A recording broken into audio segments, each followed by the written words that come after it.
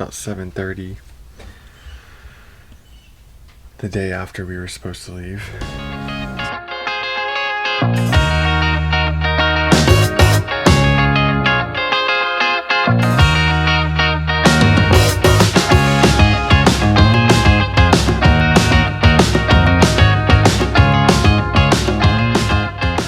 Nantahala National Forest, so I'm just going to highlight that because that's basically like near where we're staying. Like here's Cherokee, so I'll just highlight Cherokee because that's like where we're going to be. Cherokee and Maggie Valley are right next to each other. We're basically staying right outside of Asheville for our third stop, so we're going to go from Orlando to Jacksonville. That's about 3 hours. We're going to stay one night in Jacksonville, then travel to Charleston and stay one night there. And then we're going to travel to just outside of Asheville in Marion, North Carolina.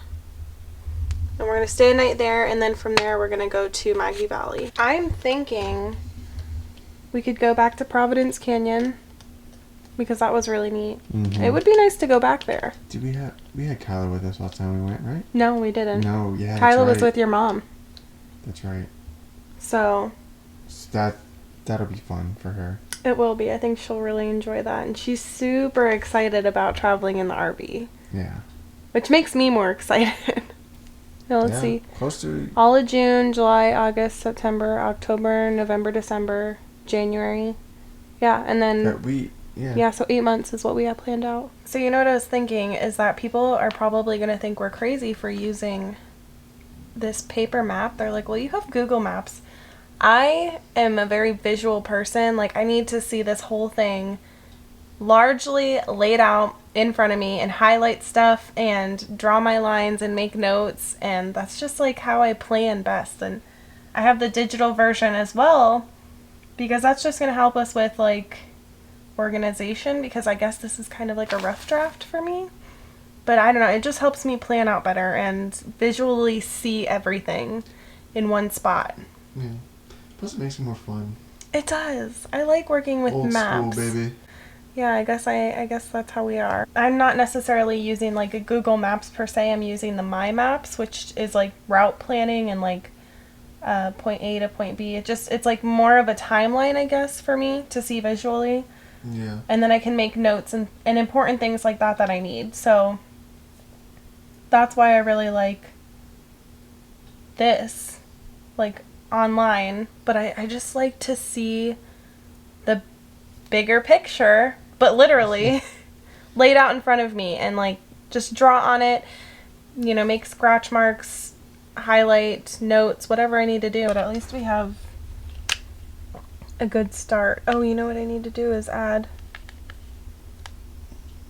our other one on here now, which is Rainbow Campground in Saltville, Virginia. Strangers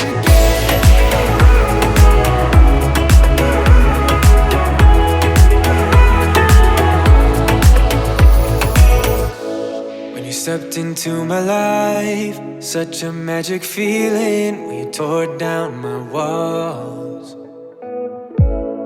I wish I could go back to right before you told me I'd try to change it all. But look at us now, I could have gone so far. It hurts to realize we're parted.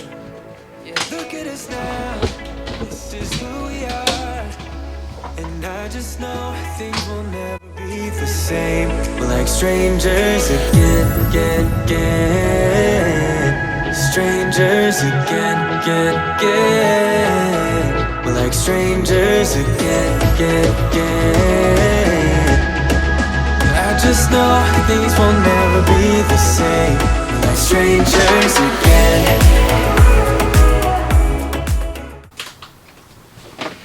Uh-oh. What?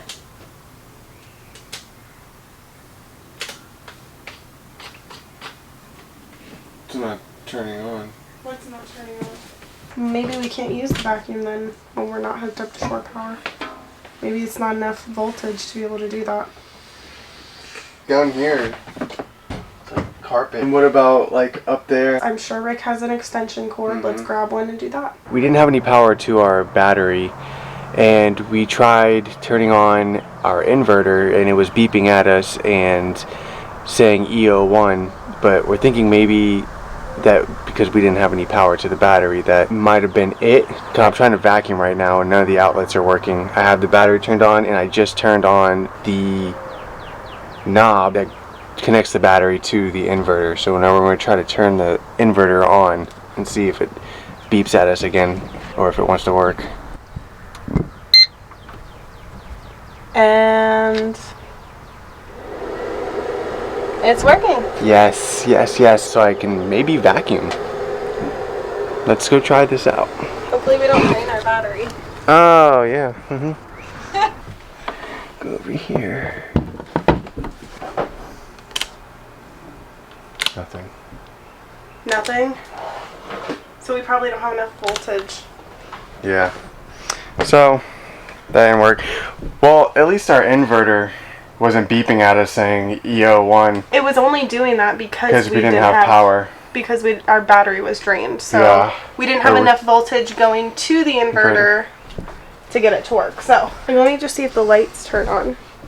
Here, let's try the kitchen light.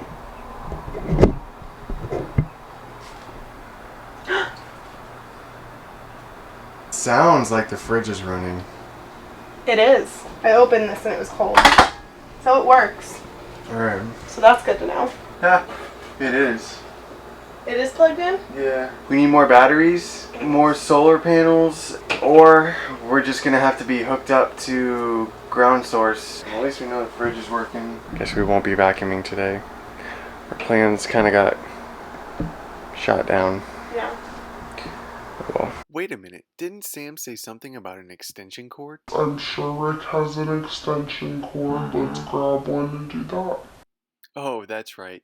But first, I'm hungry. This is awesome. This is all ours, babe. This is our home. It's so crazy. I love it so much. I'm so happy. Getting emotional. This is who we are, and I just know things will never be the same. We're like strangers again. Strangers again. We're like strangers again. I just know things will never be the same. We're like strangers again.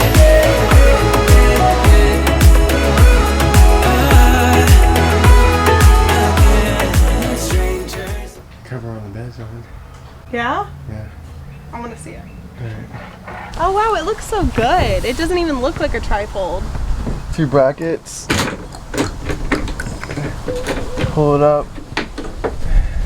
That comes up. Oh wow, okay. Hold. I think we'll be able to hitch and keep it on here. Yeah, you think And so? I won't have to take the safety brackets off. When it's turning, it will. If you have a 90-degree turn, yeah. We'll just have to take it off when we travel. So we'll leave it on now though. Yeah. Okay. Yeah, I guess so. And then just fold it back down. Just hold it. Push it up like this. It goes under. And then nobody can take it off because it's you have to open the bed. Yeah.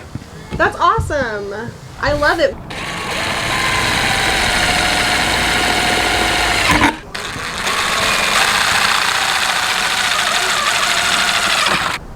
Couldn't reach it. Yeah, I got it.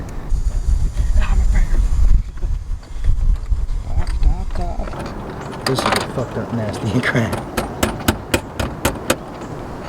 Today we are working on fixing one of our slides. It's one of the slides in our living room that is on the Schwintek system. Yes. It's a Schwintek slide. Yes. Yeah. Yesterday we were here at the RV and it like unaligned, I guess you would say. Yeah, I guess you would call it the gears. Came out of alignment. Yeah, came Yeah. out of alignment, and one side was kind of moving and the other side wouldn't move, and then finally the other side would move a little bit, and it just wasn't even. So kind of scared us. The guy who did our walkthrough told us it would happen, it could happen. He told us we just have to play with it, push it in, push it out. Another way, which is what we tried. Yeah, which is what we tried, and it seemed to not work. So we referred to YouTube last night to find some tips and videos on how to fix the Schwintek slide. So we're gonna try that today. We're gonna basically try resetting the slide. Go to the control panel. So we're gonna go and basically reset the slide, and then it's already all the way in, so we're gonna put it all the way out and then bring it all the way in, and then you wait for the lights to stop blinking on the box, and basically it's reset after that, and then we'll test it out just to make sure it works. But we'll show you guys the whole process and what we're doing. In the video, the guy said these control panels, or whatever they're called, could be in multiple areas of your fifth wheel RV. So we found ours, and it is where the battery and everything is. It's gonna be right here, this control panel, and there's like a little tiny button. I gotta get a screwdriver or something to press it 7 times, and on the 7th time hold it and some lights will start blinking. Basically I have 2 minutes to mess with the slide, and I have Sam inside, and I'm gonna let her know when the lights are blinking. That way she can pull the slide all the way in and all the way out, and hopefully this works. Got a screwdriver right here. We're just gonna press this button 7 times and hold it on the 7th time. 1, 2, 3, 4, 5, 6, 7. Hold it. These lights should start blinking. There we go. All right, it's blinking. So it's sofa slide 1. Here we go.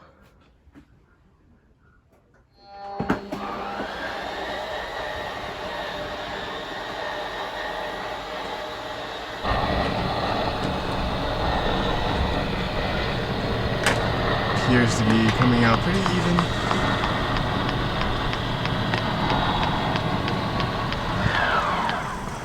Okay, all the motors have stopped. I heard all the clicking stop, and now we're gonna bring it back in.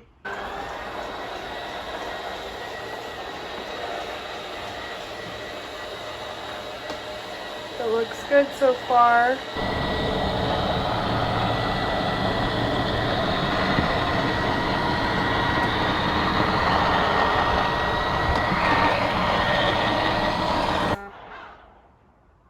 All the motors stopped, so we're good. Now we just see if it reset. And then he said these lights should come off. And they're off. So now we have to just test it to make sure that it worked. Now that the lights are off. Yeah. So we're gonna go in and give it another in and out. Make sure it's reset. All right, here we go.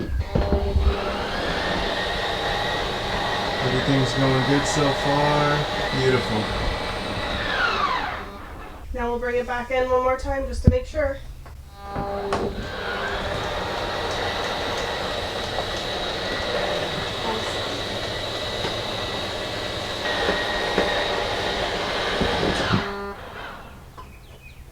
Perfect. Beautiful. There we go. All right, problem solved. It feels so good.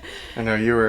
I was worried. You were stressing. I was stressed out because we leave in 3 weeks, and we've just had one thing after another pop up. Like, I killed our RV battery because I left it on and it completely died. So that was my fault. So we had to already buy a new battery. And it just happens to not be like the same size. It's not in the same group number, which honestly, I'm not even sure what that means. I have to do more research on it. But it does have more cold cranking amps to it, which I've heard is better. So I guess when the group number is lower, it just means that it doesn't have as many amp hours. Amp hours, that's right. I'm just really happy that our RV is fixed. Got the slide fixed. You ever had this slide problem? You got one side that will come in and one side that won't move. Don't let that side ever extend over 4 inches.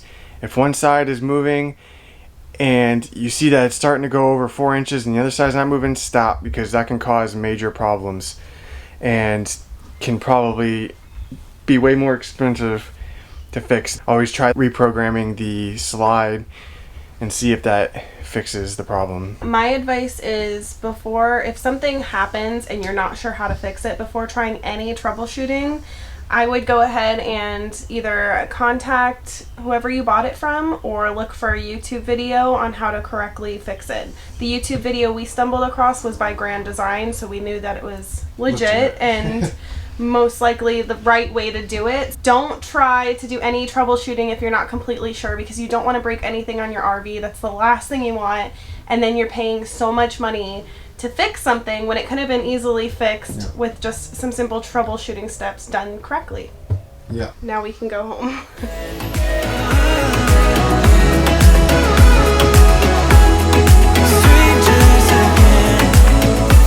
that we parted, I better get started. It's time to get my head up.